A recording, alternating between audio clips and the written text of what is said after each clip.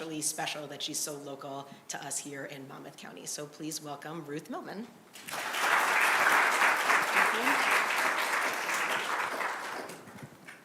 Thank you for having me. I hope you can all hear me.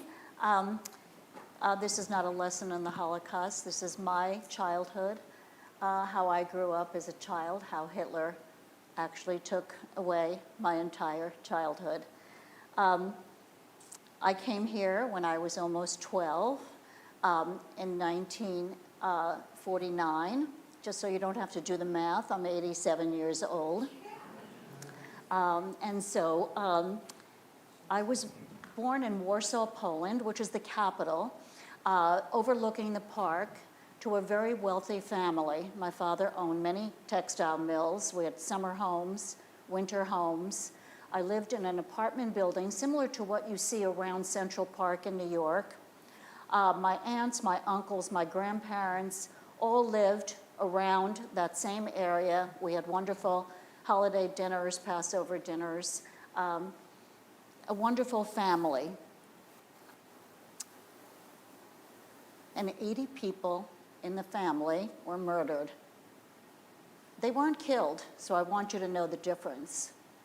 Killed is when you're in a war, when you have guns, when you're fighting. Murdered is when you don't have any of this, and the only reason is because you were Jews. The Nazis murdered 6 million Jews. Never before has there ever been a genocide like that. 2,200 Gazans. Bad. It's not 6 million. Sudan, another 4,000. It's terrible. We're very sorry for that. It's not 6 million. So just remember, 6 million is a very big number. We were in our home in Warsaw, and all of a sudden, we were all on the balcony. Hitler marched right down the main street over where we were. Tanks, open cars, police dogs, Nazi officers with tall black boots, very frightening for a child. And we were told that Poland was taken over by the Germans and by the Nazis. And Jews all over Poland were being arrested and put into a ghetto. I think all you young children know what a ghetto is. Do you? Yeah. So we were put into, being arrested, put into the Warsaw Ghetto. Not right away, but slowly. Slowly they arrested my grandparents, a lot of aunts, a lot of uncles, and finally, after about a year and a half, they came to our house and they arrested us, and we were put into the ghetto. A small 2-bedroom apartment, 2 families lived in there, and the ghetto was horrific. People were stepping over bodies. The Germans were beating them. They were killing them in the street. There was hardly any food. We were told that my grandparents were being taken out of the ghetto so they could have a place where it was bigger and more food. We later found out that they were taken to Auschwitz, where they were put into the gas chambers because they were older and they were no use to the Germans. They couldn't do anything in a concentration camp. So my maternal grandparents went to Auschwitz. My paternal grandparents were also taken away, but we had no idea when. So hardly did I know my grandparents, because you have to remember they were in their early 50s. They were very young. We stayed in the ghetto, did the best we can. You cannot imagine what went on. The Germans had these straps, like 6 straps, and little silver balls on the end of the straps, and they would twirl them until they hit a child, and then they would laugh. They had games that they played like that. So people were attacked, they were bleeding, they were dying, and the Germans didn't care. They were the type of people that you cannot imagine. This went on, and we lived there, and then we heard that the ghetto was going to be bombed in a few days. My mother, before she left the apartment, sewed into her clothes diamonds, rubies, jewelry, lots of pieces that were worth a lot of money. She thought perhaps if she had money, perhaps if she had jewelry, who knows what she could use it for. My father bribed an army officer, a Nazi officer, to try to get us out of the ghetto. He took the bribe and he said he could get us out of the ghetto, but not as a family, separately. My mother and I were light-eyed, light-skinned, my sister as well. My father had dark hair. He could have been taken for a Jew. So my father was put into a basement in a Christian family's home, 4 feet high. And he lived that way for the next 4 years. They had a hole in the floor. They brought food down to him twice a day. They had carpet and flooring on top of the hole. And they were taking a chance because they could have been arrested by the Germans if they were found out. My sister was sent to a convent to become a nun. Last time we saw her for 5 years. Unfortunately, she was only 16 at the time. So it was worse for her because I was little, but I had my mother. I must have been 3 or 4 at the time. And my mother and I were married off to a Christian man. His last name was Sebesto. It was a fake marriage, but he was paid very well. And so we all got out of the ghetto. His obligation was only to stay with us for 3 months. My name quickly was changed from Ruth to Teresa. Teresa is like a good saint's name. And so my mother took me to church every day. It was Teresa Sebesto. Even when we came to this country, she still called me Teresa because she was afraid to call me Ruth, which is a nice Jewish name. Till the day she died, she called me Teresa. I learned all the hymns, all the rosaries. I was a very good Catholic. Loved the church. It was beautiful. It was fun. All the hymns. It's fun to be a Catholic once in a while. Not easy to be a Jew. Not at all. The man left after 3 months, and my mother and I were alone. We had no money. We had nowhere to live, no family, and nowhere to go. My mother, who was a very young woman at that point, and a princess, for sure, all her life, was very difficult to take care of a child in the circumstances. So she taught me how to steal. And I stole very well. I went into shops. I was able to steal food. I stole food from grocery stores. I lied. Never went to school till I was 12. Didn't know how to read, didn't know how to write. But I had a PhD in street smarts. That's for sure. Never thought anything of it. She taught me how to do it so we could eat.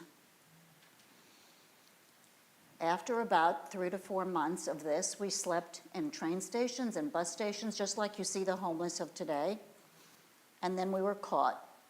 And we were put into a labor camp in Linz, Germany. We were caught as Christians. Labor camps, for some of the children that don't know, were for people that were Polish and Christian and could work for the Germans. Concentration camps were strictly so they could kill them. That's why they got the tattoo on the arm with the number, so they could find out exactly when their turn was to be killed. So therefore,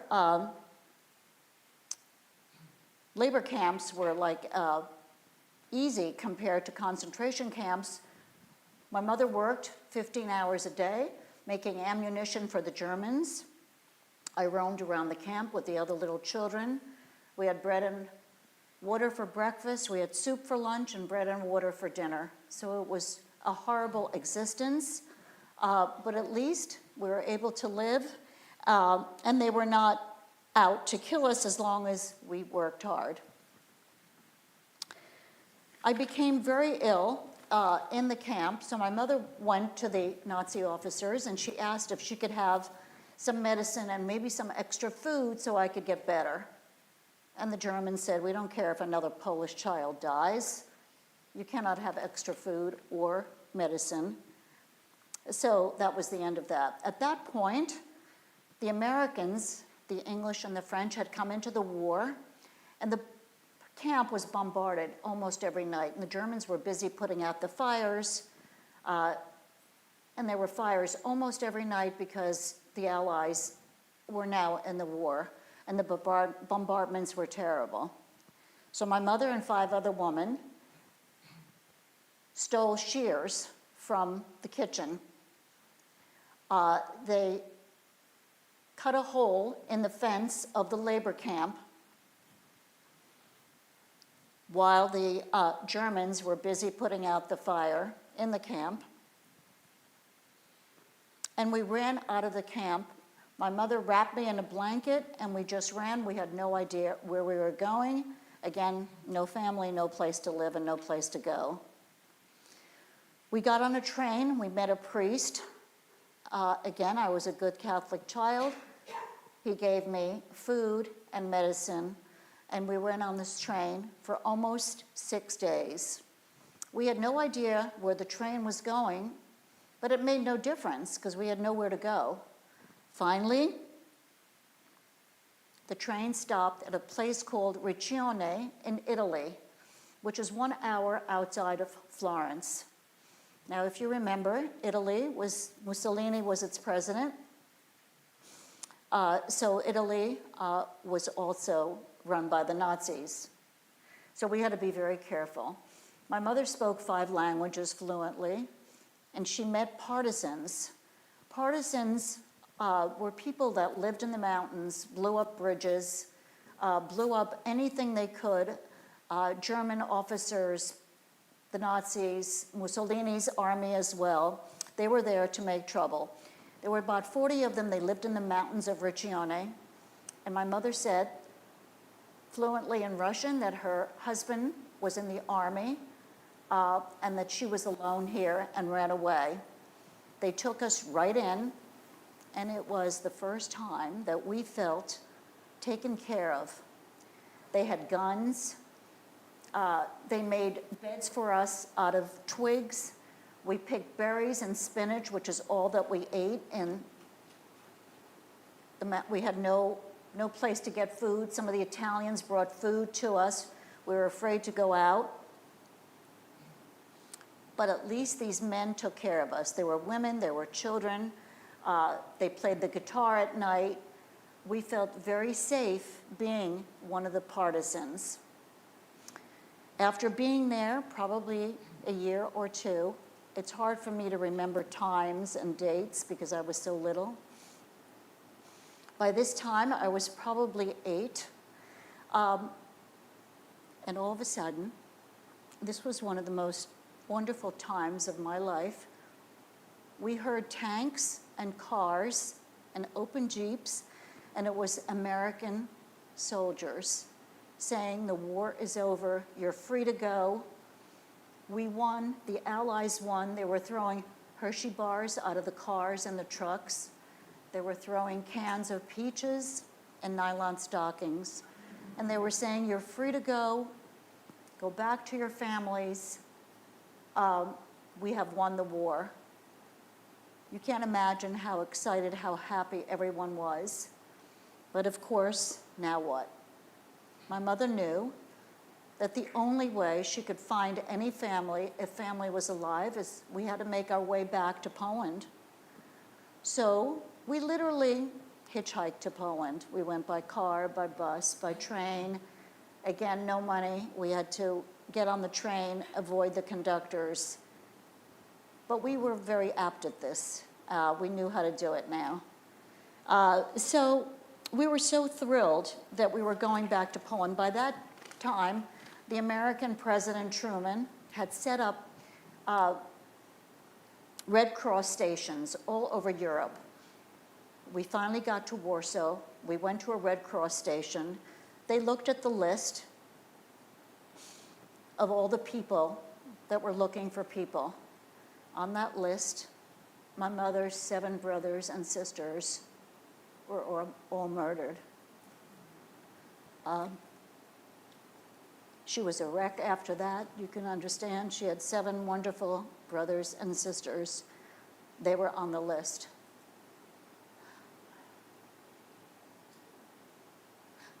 Also on the list was my father and my sister, who were living in Lodz, the second largest city in Poland.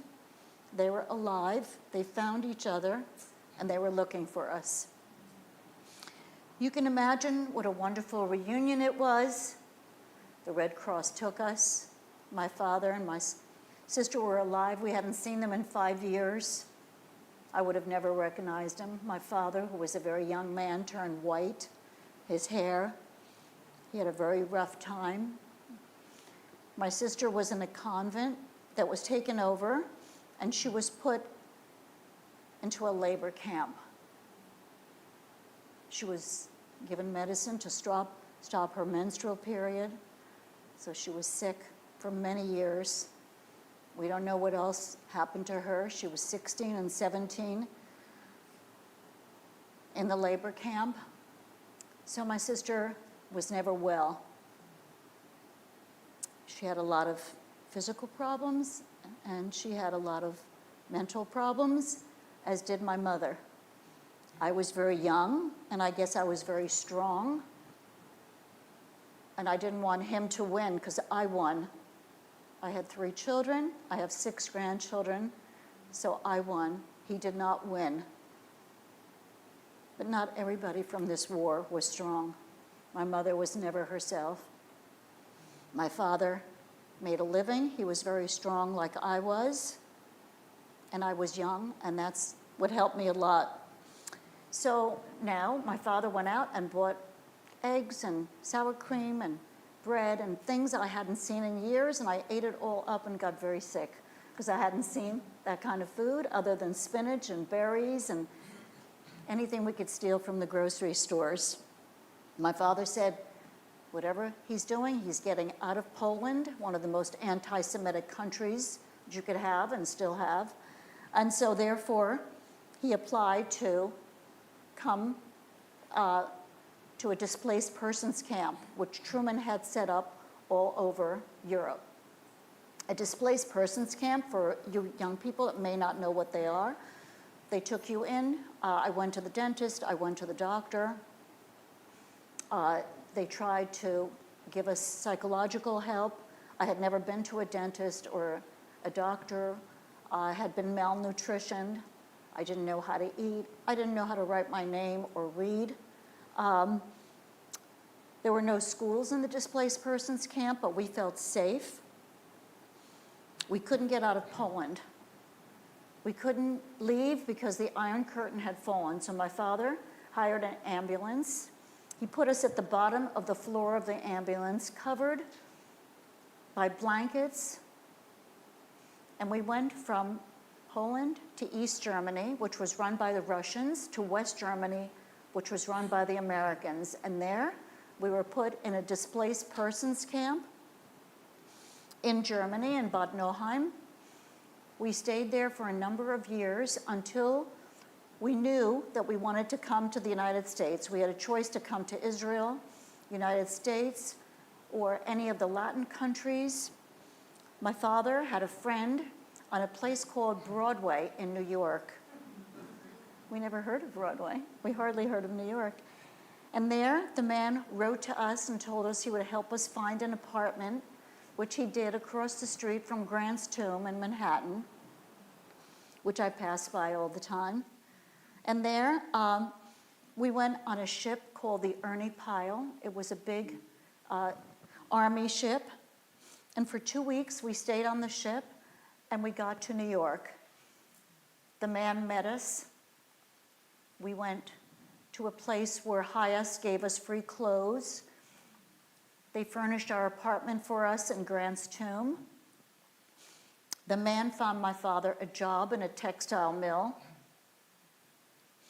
And that's how we got to the United States. And my father, the first thing he said to us was, "You will be Americans. We are not going to talk Polish at home.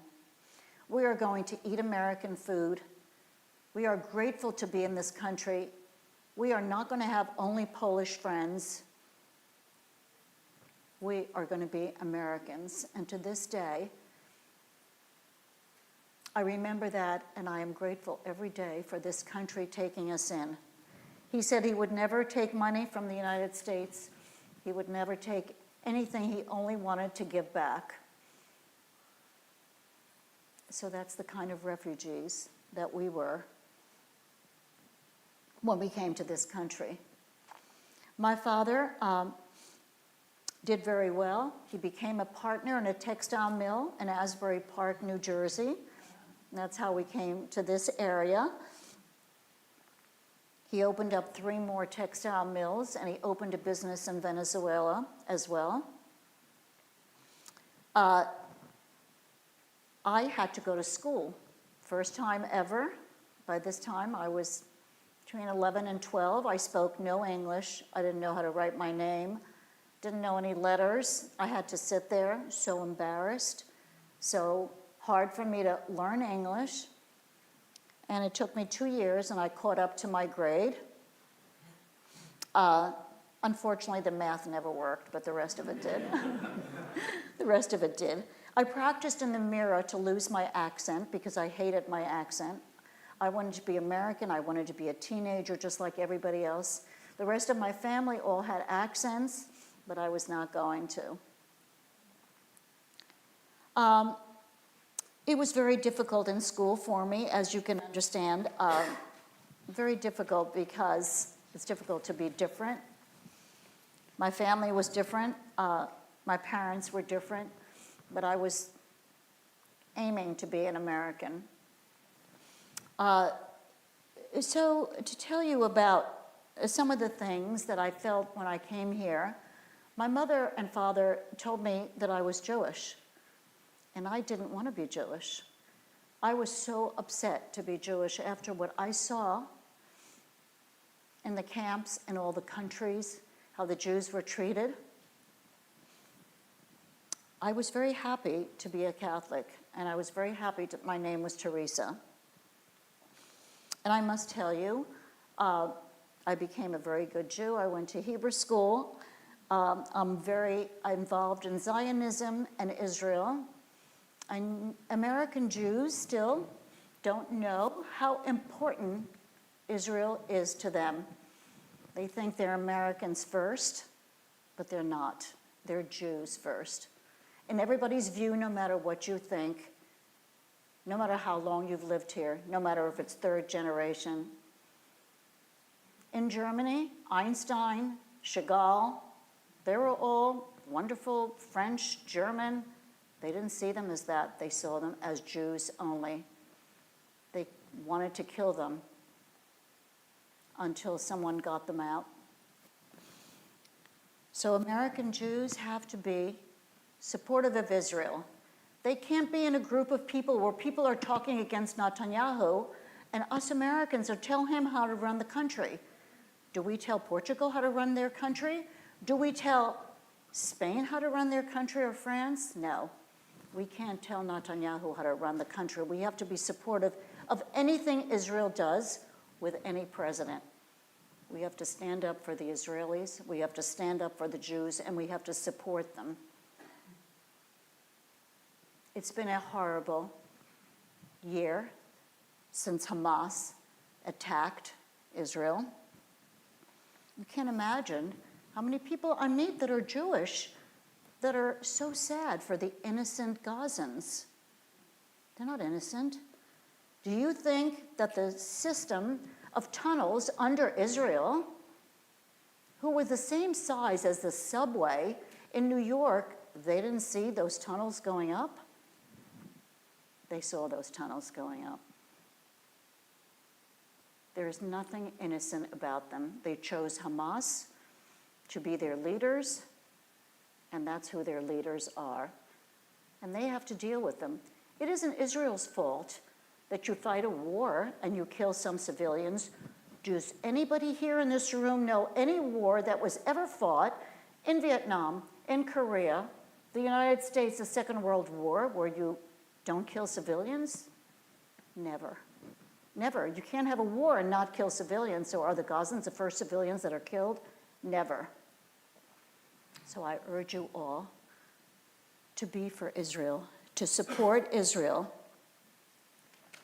and to understand that if you ever have a problem, Israel would take you in. Had there been in Israel, when I was a child and all this happened to me, they would have protected us. Somebody would have spoken up for us, but nobody did. After I finished my speech, I always have questions.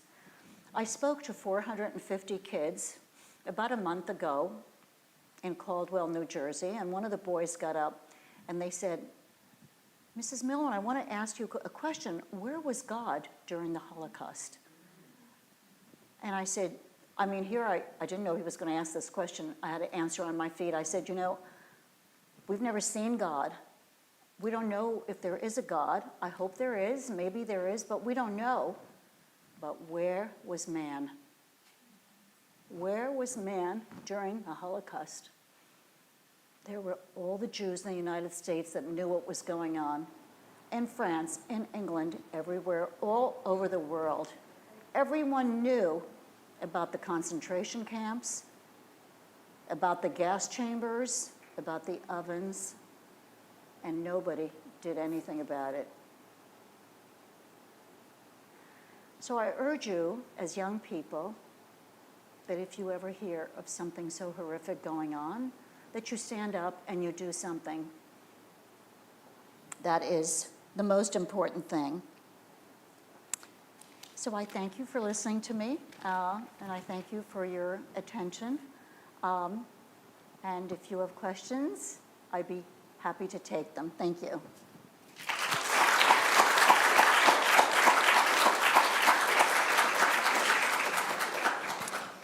You're welcome to ask me questions about my family, about the war, about my wonderful love for Israel, or anything at all. Thank you, Ruth, so much for sharing so personally about your family history and your story. If anybody has a question, just raise your hand and I'll come to you at the microphone and we'll find out what the answer is. Yes. Do you have a question? You can stand up. Oh, okay. What did other students say to you, and how did they treat you when you first? I'm sorry, what was that? No, young lady, what was that question? When you came to America and started school, what did other students say to you and how did they treat you when you first came to school in America? So, of course, I had an accent, so the other students didn't know where I was from, but nobody really asked. And then one day, one of the teachers said, you all have to write an essay about what happened to you during the war. So some of the kids wrote about there wasn't that many eggs, you couldn't get butter, things like that. And then I wrote my essay and I told them what I went through. And the principal called me into the office and they said, did you just make this up? What is going on here? And then he sat down and he listened to my story. And then he had me talk in front of the school. And I've been speaking ever since. And so that's exactly, I think, answers your question, right? Yes. Any other questions, adults or kids? Yes? What? How old did your parents live? How long did my parents live? Yeah. In their 70s, my parents died because, like I say, my father and my mother was sick and my father was not, but What in year? their 70s. What year? In 1984 and 1987. Okay. Yes. Yes. How many languages did you learn to speak? I'm sorry, what? I speak 3 languages. I speak Polish fluently, which is my mother tongue, unfortunately. I speak English and I speak Spanish because my father opened factories in Venezuela, after we had been here a few years. So I lived in Venezuela in my junior year of high school, so I speak Spanish fluently as well. And when I came here, I spoke German as well, but I forgot that language. I think I forgot it on purpose. I hate that guttural sound. People are always, another question that I get many times is, are you forgiving Germany? Are you forgiving the Germans for what they did? And it would be very nice if I could say, yes, that would be the right answer politically, right? No, no. I hate everything about Germany. I hate the fact they're having such a nice life. I hate the fact their economy is so good.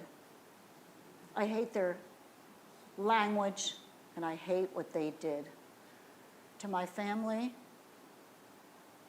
to all the 6 million Jews, I could never, ever forgive them. Maybe not nice, but that's the way it is. Yes.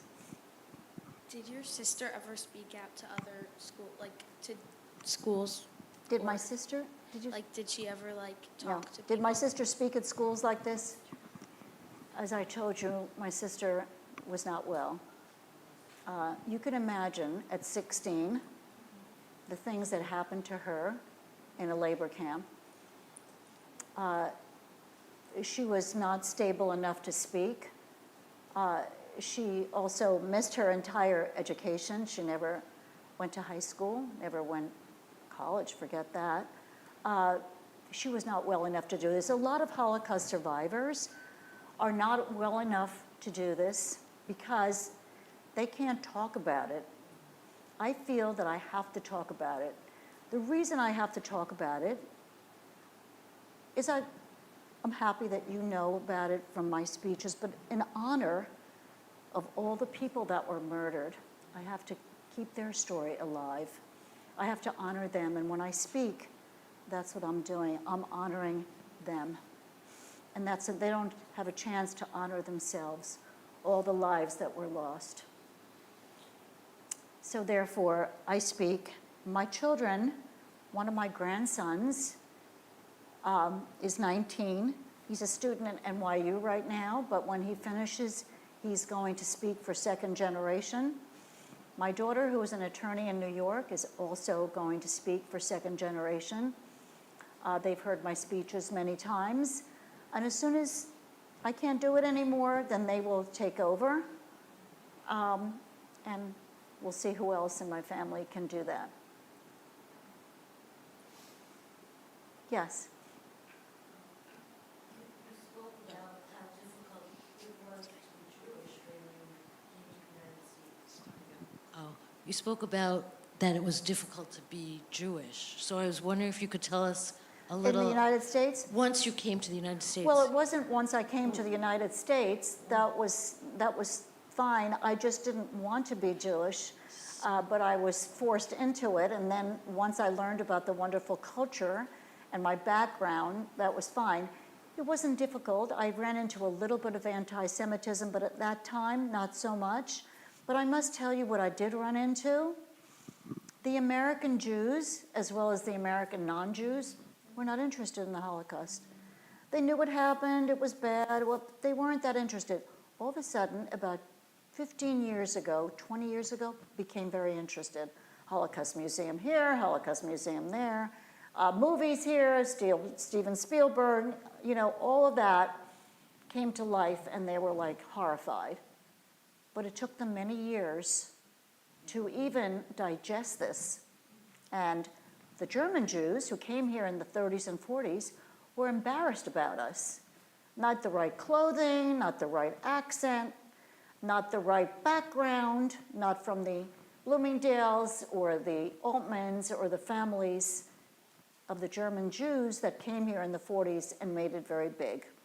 So they were embarrassed about the Holocaust survivors because they just were. So, right. I was wondering if you could tell us a little about your transition from being, thinking of yourself I as can't hear you so well. Your transition from thinking of yourself as Catholic to Judaism. Well, I was forced to by my parents. They sent me to Hebrew school. And then I started Hebrew school. I met other Jews. I became aware of what my culture and my religion were, and I certainly embraced it. I never embraced religion as much as I embraced Zionism. I'm very religious as far as the holidays go and as far as the foods go. very difficult to be religious after what I went through. Very difficult. So I am definitely a Zionist, but I'm not very religious. Yeah. Yes. Have you ever visited like Germany or Poland or It's a any very good question. or any of the other like countries that you had to go to during the war, and what do you feel during it? Yeah. Or yeah. So my daughter and I went on a trip to Poland and Prague, which had a very big Jewish community. We went to Auschwitz, where a lot of my family died. We went to the ghetto where I lived. The houses are still there. We went to the place where I was born in Poland, where I first lived in that apartment building. That's still there. We had, just to give you an idea of what this trip was like, we had a guide and a driver, my daughter and I, and when we got there, the first thing she took us to was the cathedral, and I thought that was beautiful, and I told her that. The second thing that she took us to was another cathedral, and then I said, you know, we're Jewish, you're the guide, we don't want to see any more churches, we want to see all the Jewish sites. We are Jews who are coming here from the United States, and we want to see what happened to us. Well, you have no idea the shock and the turnaround. Oh, we protected our Jews. And I said, where? When? So it was a very shocking situation for her, but she did take us to the ghetto, all the places we wanted to go, the Jewish cemetery, but that's just an example. But we did go to all the sites back. And my grandchildren are going on birthright, so yes, we've done all that. Yes. You talk louder, I can hear you. Yeah, I can't hear you. Was your mother mentally well after, like ever again after discovering what happened Was to my her mother, siblings? well, what? Mentally okay after? I can't. After finding out about all of your aunts and uncles, like her siblings that had passed away, was she able to kind of recover again mentally after that? She never recovered. It's very hard to lose 7 brothers and sisters, lose your parents. She never became American. She learned the language a little, but she had no connection with anybody here. She wanted family, and she didn't have any. So it was very difficult for her. Yeah. Yes. Oh, I'm sorry. It's okay. How long have you been like sharing your story with like other Hebrew schools and just like other About groups? 40 years. Yeah, 40 years I started to talk. Yeah, I do. Right. How Did is you it? have a question over here? I'll come around. How is it for you to share your story with groups? Like, how does that affect you? How does that affect me? Yeah. Well, after I finish with you all, I'm going to go out and buy a sequin T-shirt.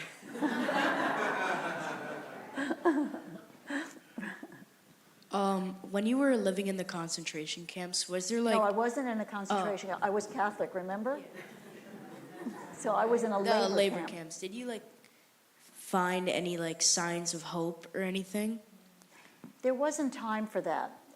All we were doing is running, trying to find food. I was mostly hungry. It's very difficult to be a child and be hungry. So I didn't even know what hope was. I had never seen a normal home, food. You know, another question that was very interesting from one of the kids a few years ago was, do you keep in touch with your best friend? And because she's young, I could understand that that was a question. But I said to her, I don't think you're getting it. There was no best friend. There was no my own room. There was no birthday parties. There was no cake. There was no candles. There was nothing. There was no school. There were no friends. And the children can't quite grasp that. That must be very difficult because you take that for granted, really, all of you, and thank God you have it. But there was none of that. None of that whatsoever till I got to this country. And then to take it all in was really difficult. So Hitler made me lose my entire childhood, but not my life. Did you have a question? Yes. My first question, did you record for Steven Spielberg? Yes, I did. My parents did too. My Oh, they mom did. actually. They did 'cause- too. They came about 10 years ago to my house. There was 5 of them. And they recorded for Steven Spielberg, who gave $10 million, for some of you who may not know, to record all of this, for future generations. And if you go to any of the Holocaust museums, like Washington or Weizmann Institute or any of them, Yad Vashem, my story is there if you just put in my name. So I recorded for all that. But of course, it took years before Steven Spielberg came along. It took Yes. years for the American Jews to embrace the horrific situation of what the Holocaust survivors went through. Yes. Yeah, I agree. It was too long.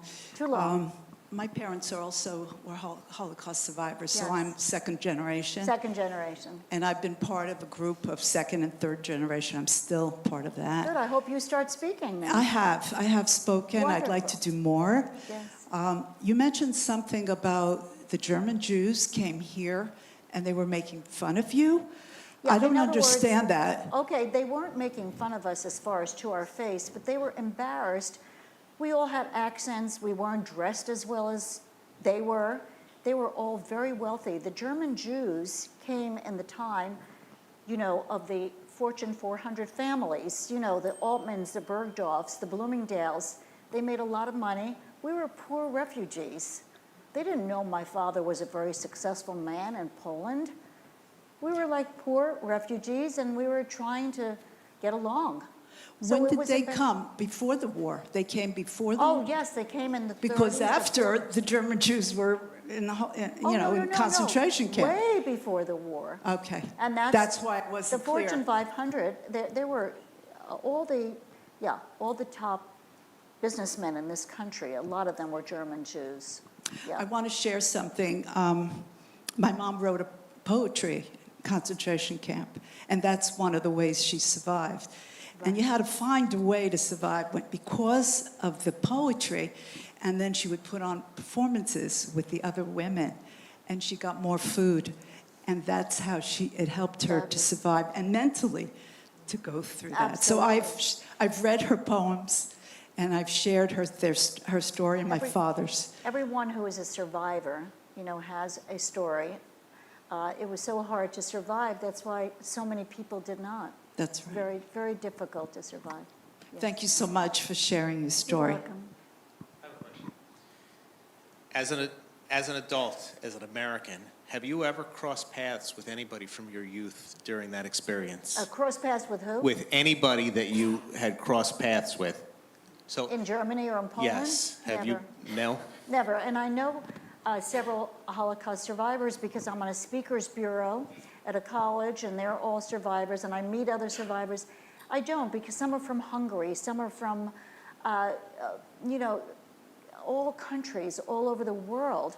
But I never knew anybody. I was never in one place long enough to know anybody.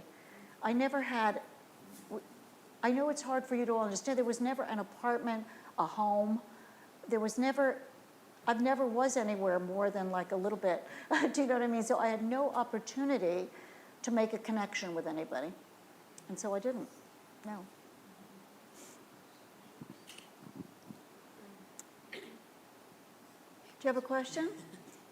Yeah. I think the lady over here has a question. I'll come in 1 second. How did your family tell you that you were Jewish? And Well, when? they sat me down one day and they told me that we just want to tell you that we're going to start calling you Ruth because that's your name. And I said, well, what do you mean? Why?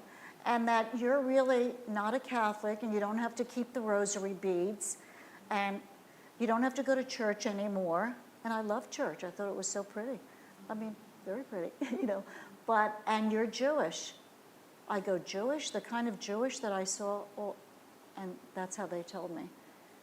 And cried and carried on, and I didn't want to be Jewish.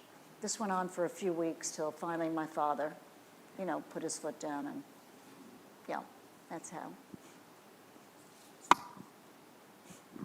I was wondering if you or any of your relatives had ever tried to get reparations in terms of the Polish government We and the didn't want them. property that you had? We didn't want them. Yeah. We know all about the reparations. We know survivors that have gotten them. Thank goodness, in our family. We didn't want it from the Germans, and had we needed them, perhaps we would have gotten them, but we didn't want them. They're very little. They're like $200 a month. I don't want that kind of money from the Germans. We can survive on our own and get along on our own. We didn't take it. And I'm not saying it against the people that did take it. It's fine. But I didn't want them. You know, so we're not getting them. Two questions. What was your family's level of like practice? Like, were they Orthodox or whatever it was before? No, they were not Orthodox. They were they almost like conservative. They did the holidays. They went to temple. They had to be careful going to temple because the Poles were very anti-Semitic. The Poles gave up all of their neighbors when the Germans wanted to find out who was Jewish. They're the ones that told them the last names as to who was Jewish. They made the boys strip to see if they were circumcised because at that time only Jewish boys were circumcised. They did all those things. You know the Poles were anti-Semitic. So, yeah, absolutely. Also, so your father went to some sort of like convent or whatever with your sister, right? Where did you say? No, my sister was in the convent. Right. My father was in the basement by himself. Right. What, in comparison to what you had been through, what was it like for him to hear? It was terrible for him because he was alone. This Polish family could have given him up at any time. He had no contact with the outside world. It was terrible. It was like being in solitary confinement practically. You know, the Polish family spoke to him here and there, so it was very difficult for him. It was difficult in almost any situation, yeah.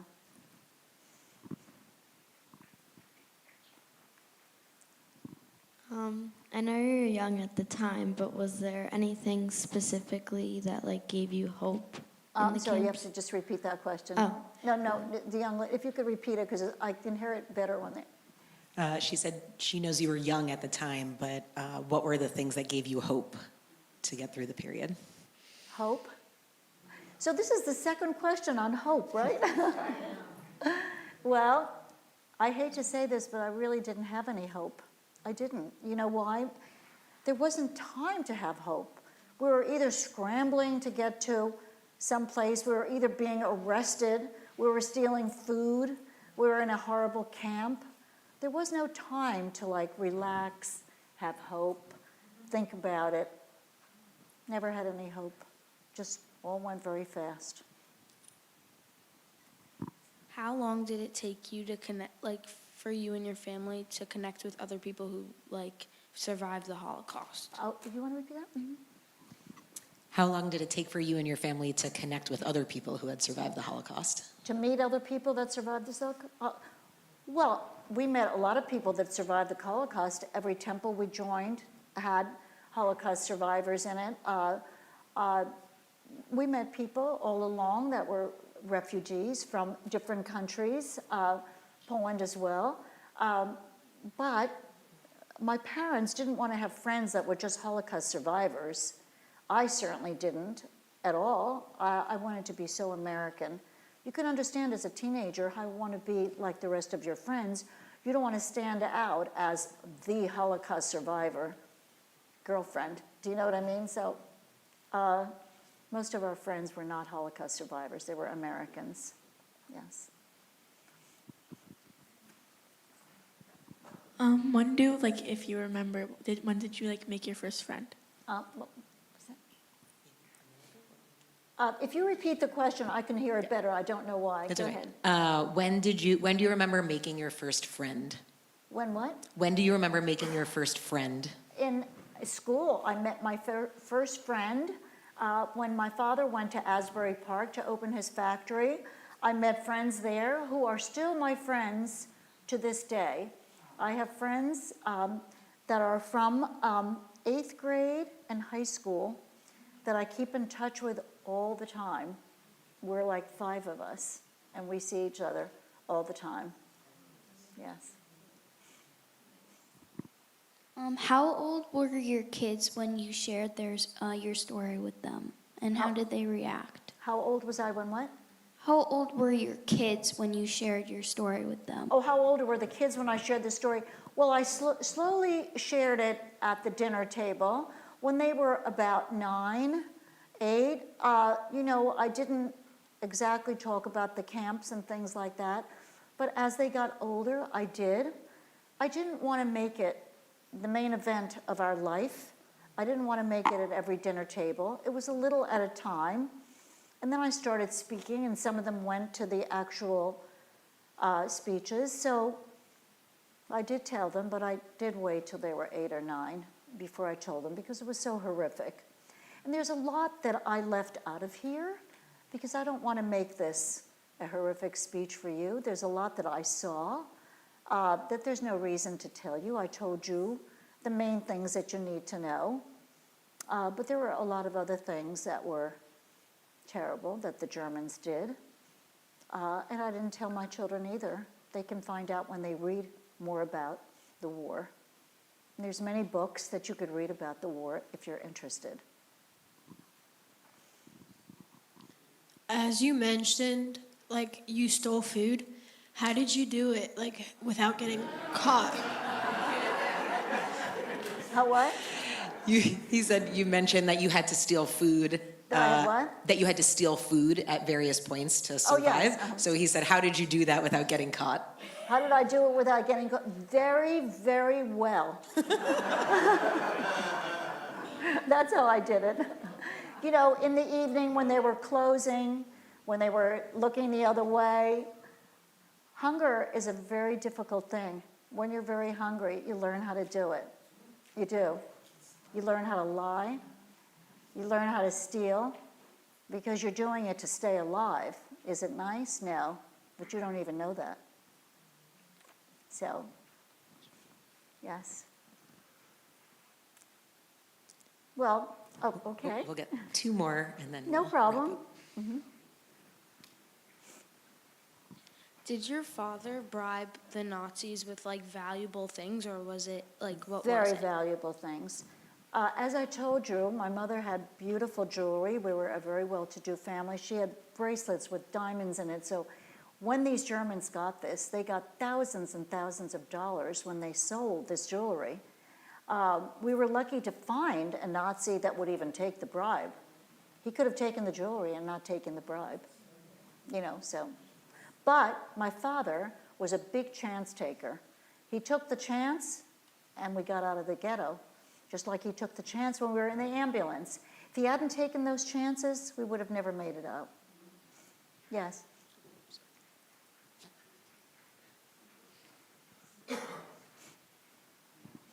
What's the most memorable part of the war that you remember, and the most memorable part of, like, a speech that you've told? Well, the most memorable part of the war that I remember is when I told you about the American soldiers, the wonderful troops that came through Riccione in Italy and told us that we were free, that the Allies had won the war. And how wonderful was that? I mean, it could have gone the other way, and we would have all been speaking German now. So, right. Do you understand that? Yeah, sure. They won the war. What's the most memorable part, like reaction or whatever that? Well, the most memorable part is when they freed us. They freed us. No, like one of your speeches that you've told. What's the most memorable reaction?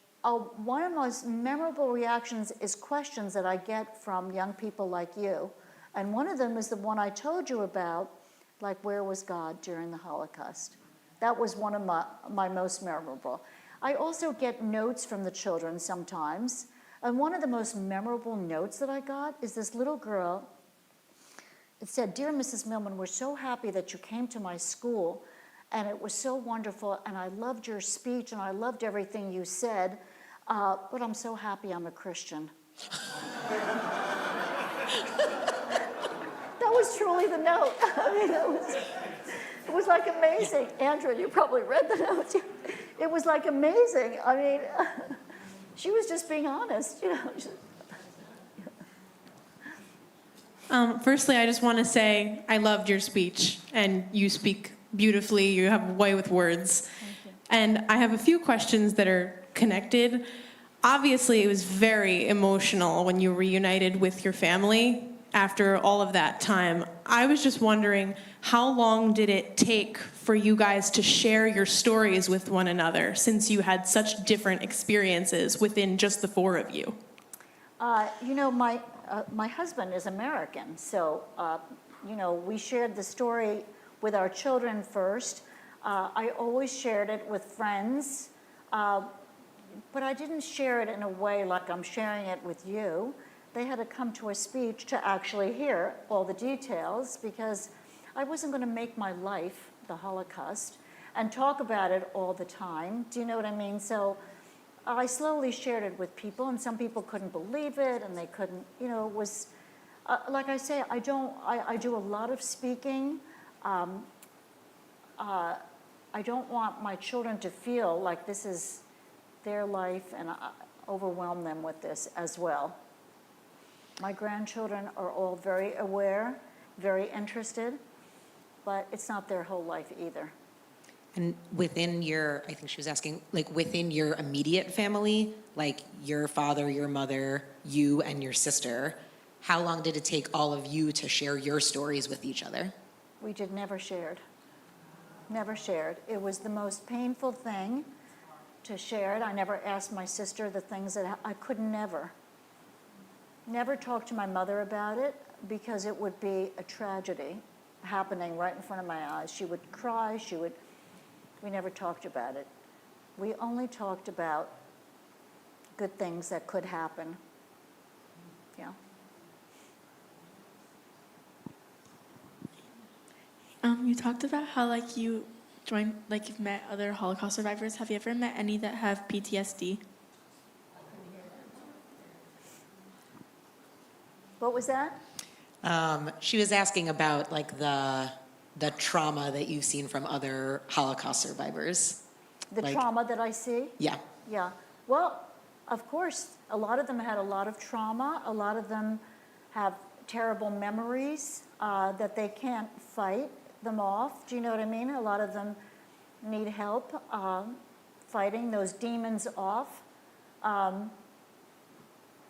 A lot of them are not as strong as some people. You know, everybody has a different strength in life, you know, and my father was a very strong man, made decisions, didn't ask you if you liked the decisions.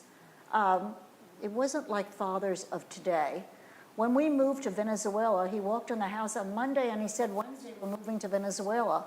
And I said, "But I'm a junior in high school. I like my friends." You'll get on the ship, you'll like it there too, and that was it. There was no like, would you like to go? Would you not like to go? Is it going to harm her? Would you like a psychiatrist? Would you like a psychologist? No. No, if you got a psychologist, you were crazy. Do you know what I mean? That's how they felt. So there was none of that for me. It was, that's it. You're going to do what I say. You're going to do it, and you're going to be strong, and you're going to be happy. And you know what? It worked. So, yes. We'll take one more.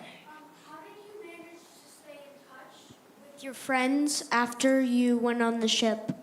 No, I didn't have any friends before I went on the ship. Oh, I thought you Remember? meant you went to... I had no room, no friends, no birthday parties. No, like the friends you made at the high school. Oh, well. Oh, that was after? That was after. That was after the Holocaust here, yes. All right. Yes. Well, Ruth, thank you so much for answering so many wonderful questions. We really appreciate you taking the time to share your story, and it's true that it's so important for us to hear about so that we can continue to share these stories going forward.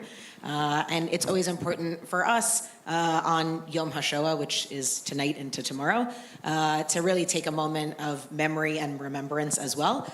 So we're going to have a short memorial service for Yom Hashoah, so we'll get organized and settled over here, and then we'll get started in 1 second.